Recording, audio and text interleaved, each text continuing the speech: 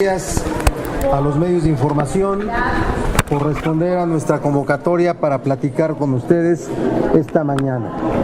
Vamos a brindar esta conferencia de prensa el senador Mario Delgado, la senadora Luz María Beristain, el senador Luis Humberto Fernández, la senadora Lorena Cuellar y el senador Fidel de Médicis. 3 temas. ¿Sí? Y Benjamín Robles, que acaba de incorporarse. 3 temas y los que pudieran abordarse.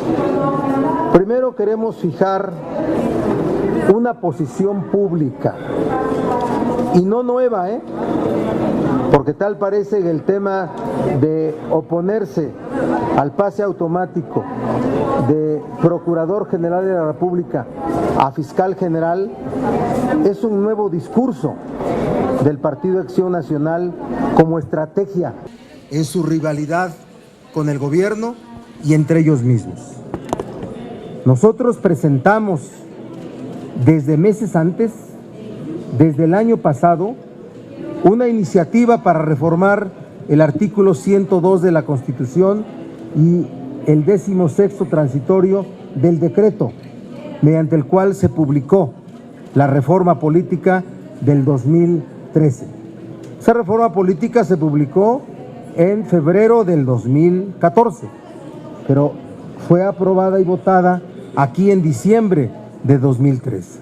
Presentamos una iniciativa de reformas para dotar a la Fiscalía General de las características de autonomía e independencia en su carácter de órgano constitucional autónomo. También presentamos una iniciativa de ley de la Fiscalía General de la República o de ley orgánica de la que será Fiscalía General de la República. Así es que nosotros, los senadores que damos conferencia de prensa, presentamos esos 2 instrumentos en donde eliminamos el pase automático.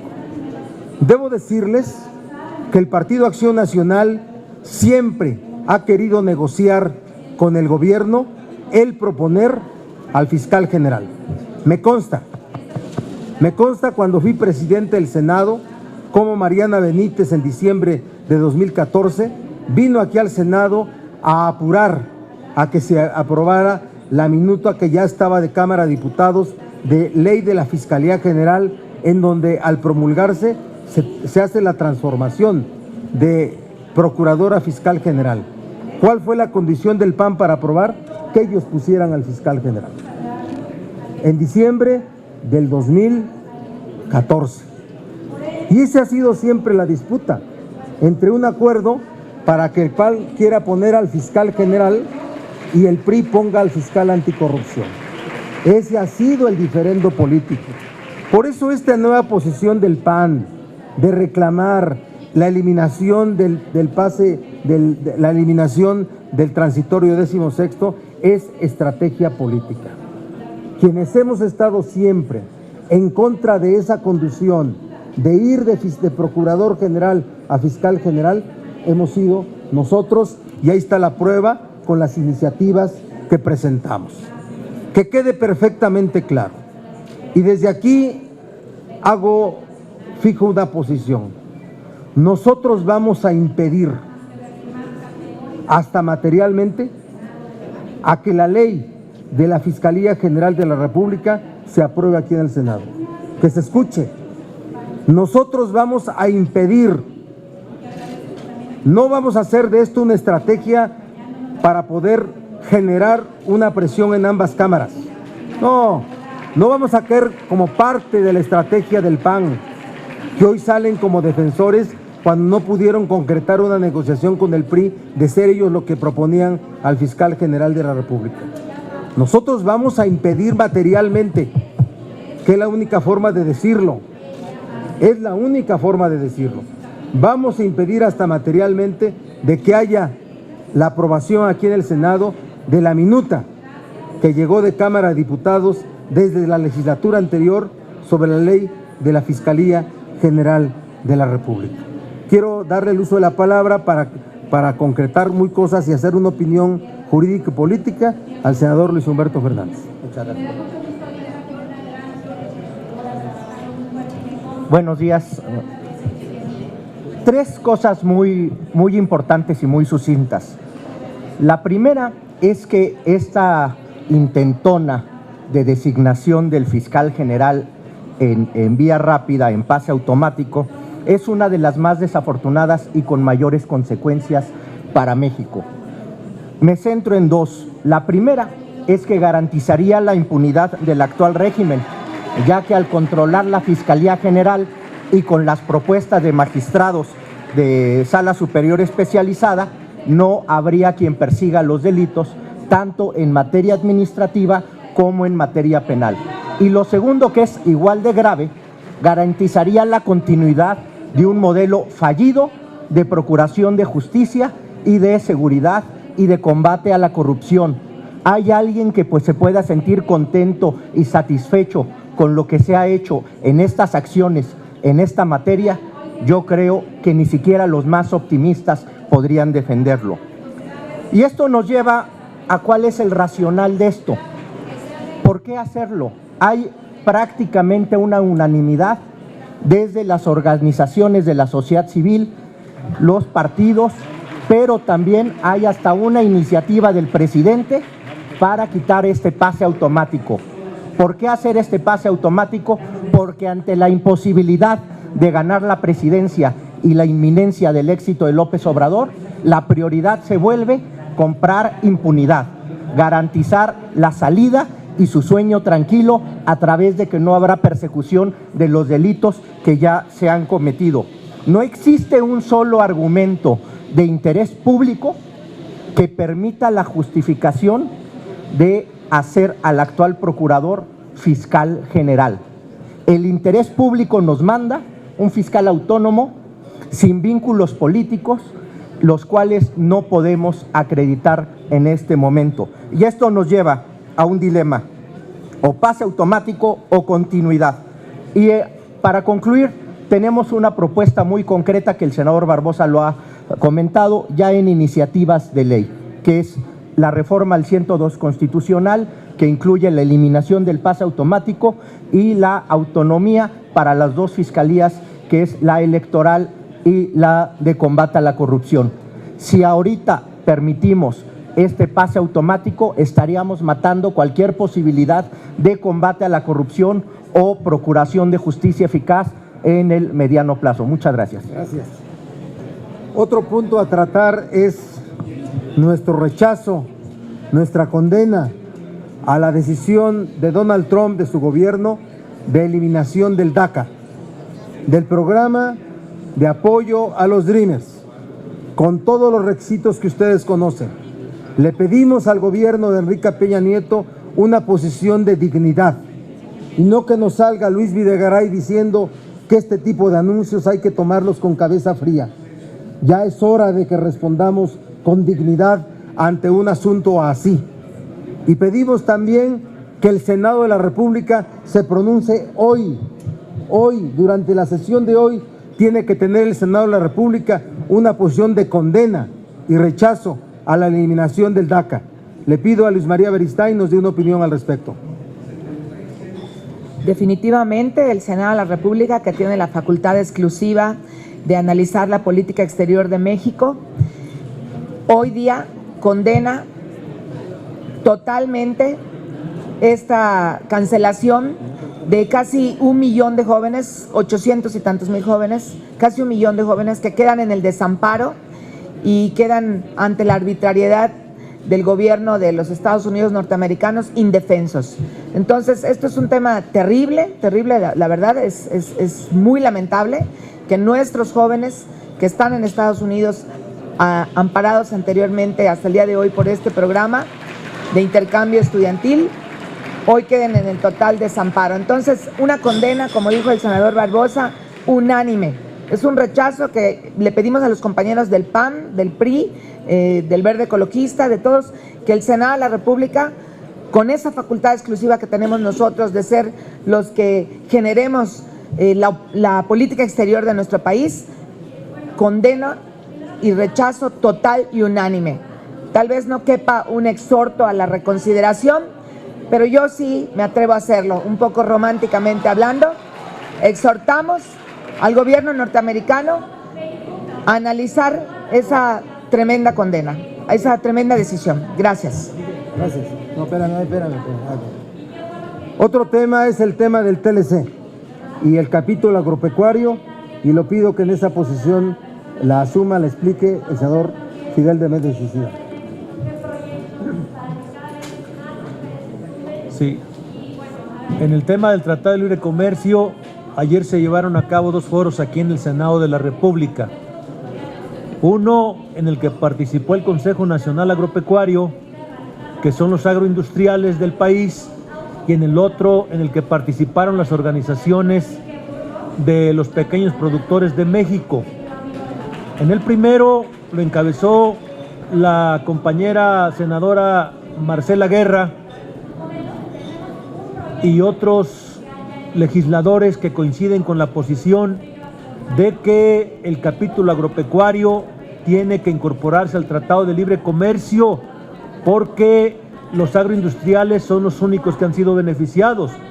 Y el otro, en el cual las organizaciones campesinas, en su mayoría, sostienen que el capítulo agropecuario tiene que sacarse del Tratado de Libre Comercio porque ha generado una situación de empobrecimiento del pueblo de México, a tal grado que la revista Forbes sostiene que durante el sexenio de Peña Nieto están muriendo aproximadamente 9,000 personas por año de hambre. Incluso el hambre está matando más que la delincuencia organizada. Esto es lo que nos ha dejado el Tratado de Libre Comercio. Se prevé que durante este sexenio sean aproximadamente 50,000 mexicanas y mexicanos que van a fallecer por el problema del hambre. 2 resolutivos se sacaron ayer de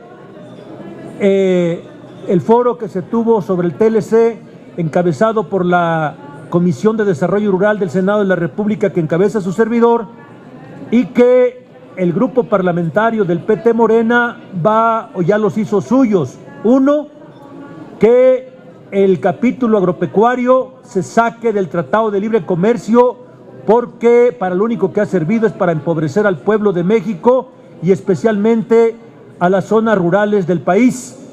2, que este capítulo, que el Tratado de Libre Comercio como tal, se haga a la luz de una consulta nacional que tendría que realizarse junto con la elección del 2018. Todas las organizaciones campesinas del país acordaron ayer que se comprometen a realizar acciones concretas, dicen ellos, para descarrilar el Tratado de Libre Comercio. ¿Cuáles son estas acciones? Una, juntar el 1,700,000 firmas que se requieren para solicitar la consulta nacional. Y 2, hacer acciones de resistencia civil para que este tratado no se realice si insisten en incorporar el tema agropecuario en el Tratado de Libre Comercio. Gracias. El senador Mario Delgado tiene una opinión sobre este asunto.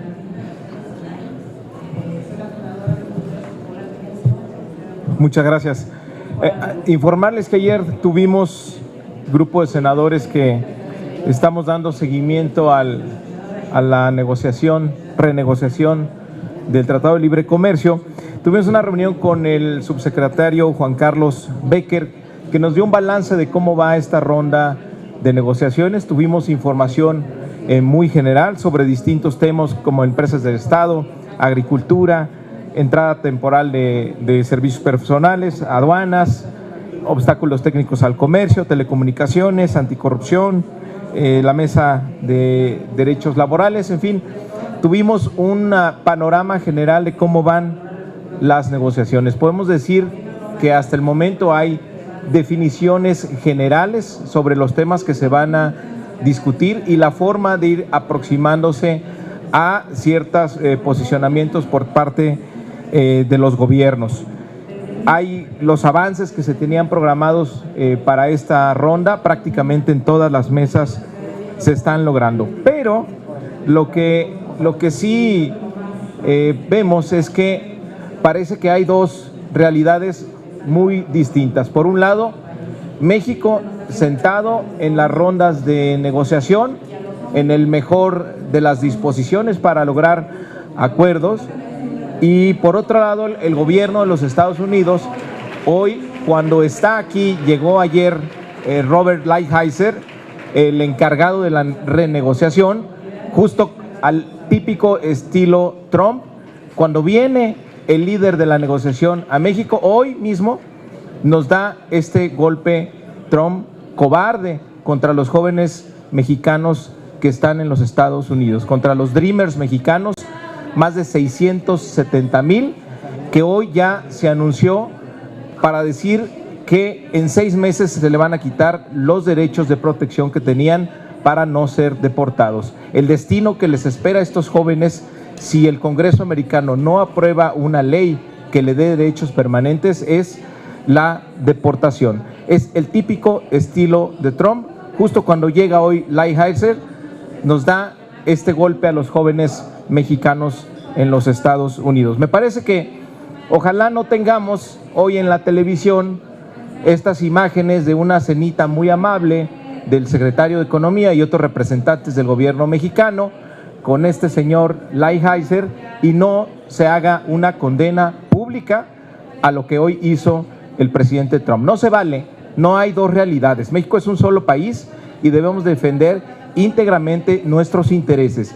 Y así como se está cooperando en la parte comercial, no debemos permitir o quedarnos callados ante el atropello que hoy cometió Trump, cumpliendo su promesa de campaña de quitarles el futuro a miles de Dreamers mexicanos y latinoamericanos que están en los Estados Unidos. Ojalá haya una condena, cuando menos, por parte del gobierno mexicano y no tengamos una escena donde todo va muy bien y nos digan que vamos de maravilla en esta negociación, cuando sabemos que nos están dando esta puñalada por la espalda. Y también, claro, respaldar lo que ha pedido aquí el senador Barbosa, que haya un pronunciamiento del Senado mexicano ante esta medida arbitraria tomada por Trump y pedirle al Congreso americano que apruebe una ley para que no dependan estos jóvenes del capricho de un presidente, sino que tengan derechos permanentes a través de una ley para que puedan cumplir sus sueños allá en los Estados Unidos, como pues Barack Obama les abrió la puerta. Gracias. Si hubiera preguntas sobre este u otro tema, con mucho gusto respondemos. Gerardo. Senador, le quisiera preguntar sobre el tema de la, digamos, crisis institucional que se está viviendo en Cámara de Diputados. Los panistas, como usted dice, bueno, pues aprovechan el tema del fiscal carnal para sacar toda esta raja política. Quisiera yo saber, desde su punto de vista, si de alguna manera esta crisis institucional pues es, digamos, justa. ¿Es qué? Es justo que en un momento no se instalara mesa directiva en Cámara de Diputados y se hiciera, digamos, no hubiera a quién entregar el presupuesto. En fin, hay una serie de implicaciones graves que pudieran suceder a raíz de esta determinación de los panistas. A ver, yo quiero decirles que nosotros, en la definición de los órganos de gobierno en Cámara de Senadores, siempre estuvimos en contra de que una fuerza política tuviera dos, o los dos órganos, no solo dos, no, los dos únicos órganos de gobierno del Senado que estuvieran controlados por una fuerza política. Porque el PRI, que es la mayoría relativa, es una mayoría que no rebasa a la segunda fuerza por más de 2-1, que le hubiera permitido tener dos órganos o los dos órganos en cualquier momento. Entonces, eso de que al PRI le daba para tener los dos órganos, no es cierto. No le daba ni porcentualmente. Y entonces nosotros estuvimos en esa posición de manera muy, muy clara. Y lo hablamos con los coordinadores del PAN y los coordinadores del PRI. Para nosotros la posición era que ninguna fuerza tuviera dos órganos y que nosotros fuéramos reconocidos como tercera fuerza política, como ya hasta un litigio en la Sala Superior del TRIFE lo resolvió así. Entonces, después de eso, nosotros volvemos a repetir que tenemos un profundo respeto por cada uno de las senadoras y senadores del Senado, los 128, y tenemos respeto y reconocimiento por Laura Rojas y Adriana Dávila. Les tenemos respeto y reconocimiento y nosotros hubiéramos votado por ellas. La pregunta es, y háganse la pregunta y den ustedes la respuesta. Si se hubiera electo a las dos compañeras senadoras, ¿hubiera habido esta crisis en Cámara de Diputados? Para decir, no instalamos la mesa directiva hasta que no haya eliminación del transitorio 16º. Dígame, ¿hubiera habido o no hubiera habido? No hubiera habido. Hubieran dejado que se instalara la mesa directiva en Cámara de Diputados. ¿Verdad que sí? La reacción en Cámara de Diputados, lo que pasa en Cámara de Diputados es por lo que se decidió en Cámara de Senadores. Y lo que está en juego, lo que en realidad está en juego, es presionar al Senado y presionar al propio Ernesto Cordero para que dimita. Eso es lo de fondo. Eso es lo de fondo. Lo otro es estrategia. Porque, repito, el PAN siempre ha querido nombrar al fiscal general. El PAN, como le llaman, el sistema PAN. Es que así le llaman, ¿no? El sistema PAN. Así es que no nos traguemos esa estrategia. Nosotros somos los únicos que siempre hemos estado en contra del pase automático. Vean las votaciones de la reforma política, no donde un senador del PAN dijo que se había abstenido, no, es que la votación de la reforma política es la votación el 3 de diciembre de 2013 y el 13 de diciembre de 2013. La primera fue cuando se aprobó aquí en Cámara de Senadores, se fue a diputados, se modificó y regresó a Cámara de Senadores, donde nunca estuvo modificado el artículo 102 ni el 16º transitorio. Véanlas, porque hay unos políticos que son muy hábiles, muy hábiles. Así es que de manera muy clara, yo sí creo que el PAN pronto va a tener un acuerdo interno y va a ponerse en marcha los trabajos institucionales de cada una de las cámaras. Pero no se confundan, por favor, que es por el fiscal y el pase automático. Es reacción, porque si hubiera habido una votación en favor, que nosotros hubiéramos votado, si hubieran estado registradas sus propuestas, en el Pleno solo había un solo registro, el de Ernesto Cordero. Un solo registro. No puedes votar por quien no se propuso. ¿Sí? Un solo registro. Nosotros hubiéramos votado por Laura Rojas y Adriana Dávila sin ningún problema. Sin ningún problema. Pero eso que pasa en Cámara de Diputados tiene que ver con lo que pasó en Cámara de Senadores, no con lo otro. Lo otro es la estrategia, por favor.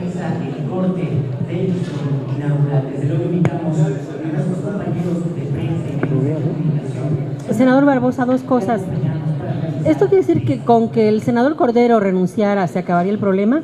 Y el otro, ¿qué quiso decir exactamente con eso de que físicamente van a impedir que se apruebe la fiscalía? ¿Van a tomar la tribuna o no van a agarrarse a descartamos golpes? no descartamos nada, y como lo dijo aquí Mario Delgado, lo que sea necesario para impedir que se apruebe la ley de la Fiscalía General. Lo demás son asuntos de mayorías, por favor. Vamos a dar un gran debate, vamos a tomar acciones inmediatas, pero llegado el momento vamos a impedir hasta materialmente que se apruebe esta minuta de la Cámara de Diputados. Y respecto de renunciar a Ernesto Cordero, eso no lo voy a opinar yo, nunca lo voy a opinar. Yo estoy diciendo lo que quieren generar.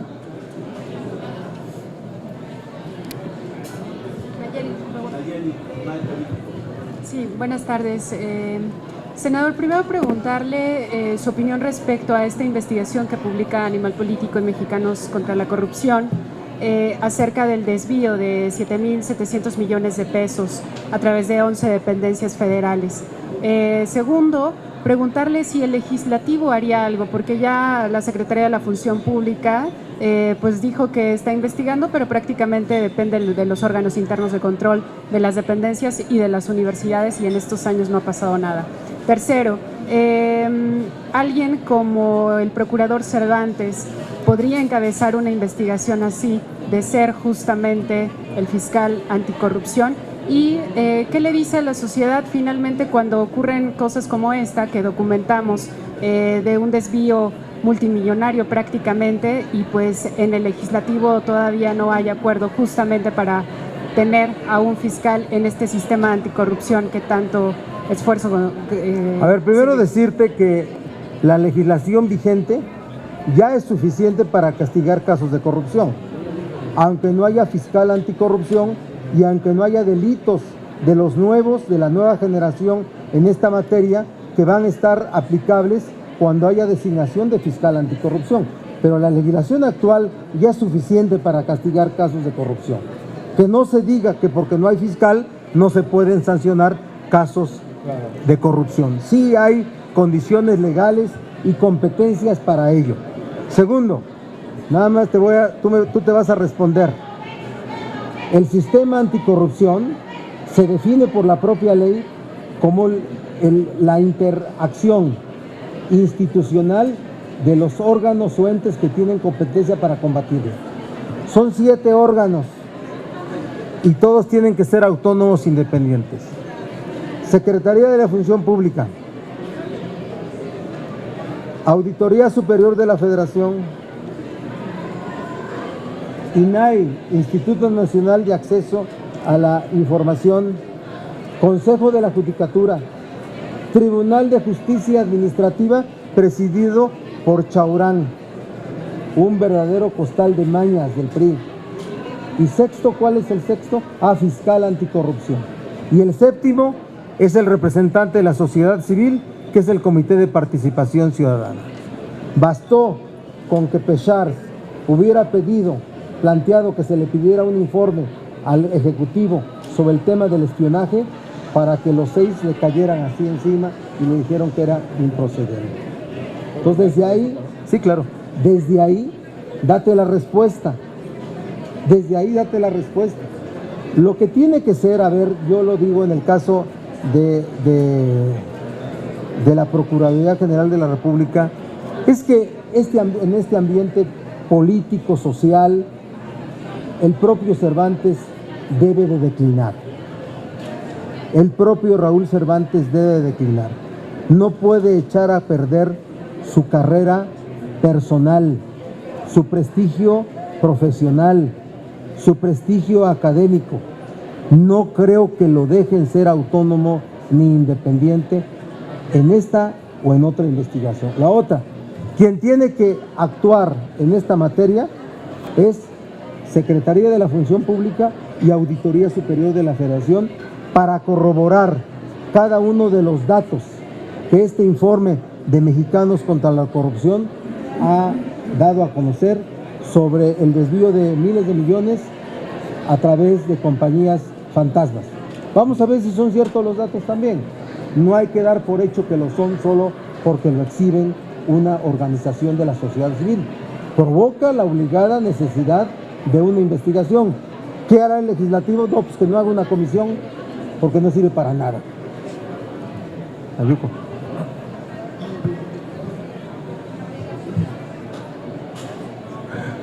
Bueno, vamos a pedir también en el grupo una investigación a la Auditoría Superior de la Federación sobre este caso que ha documentado Animal Político, porque al parecer lo que hay pues es un mecanismo, un sistema para defraudar al erario público, con la participación de algunas instituciones de educación superior. Es muy grave el asunto porque que se detecten desvíos que son destinados para la educación me parece muy grave para lo que está viviendo nuestro país.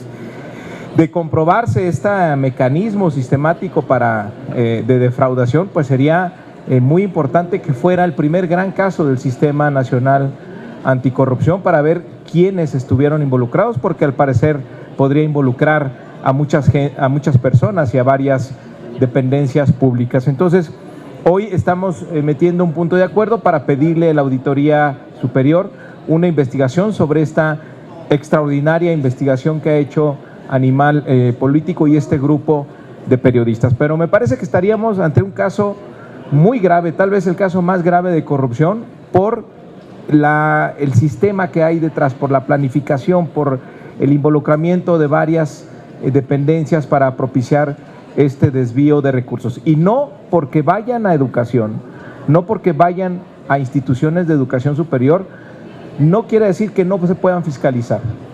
Tienen que ser fiscalizados con mayor razón, porque tienen uno de los mejores destinos que tiene el gasto público, que es la inversión en educación. Entonces, no puede ser una salvaguarda que va a una institución el que no sean investigados estos recursos. Entonces, vamos a pedir que se haga esta investigación para verificar lo que esta investigación arrojó. Pues mira, la función pública, lo podemos decir, pero ya sabemos que no funciona de nada, pero la Auditoría Superior sí tiene los elementos, las herramientas, y lo ha comprobado, pues lo comprueba cada año con la revisión de cuenta pública, de detectar este tipo de prácticas, sobre todo que haya empresas fantasma, que haya asignaciones directas y que haya finalmente un desvío de recursos. Y ahí vamos a pedir una investigación, y en caso de que resulte, así se compruebe, pues tendríamos que ver quiénes son los responsables. Pero por eso nunca alcanza el gasto público en México. Otra pregunta. Gracias.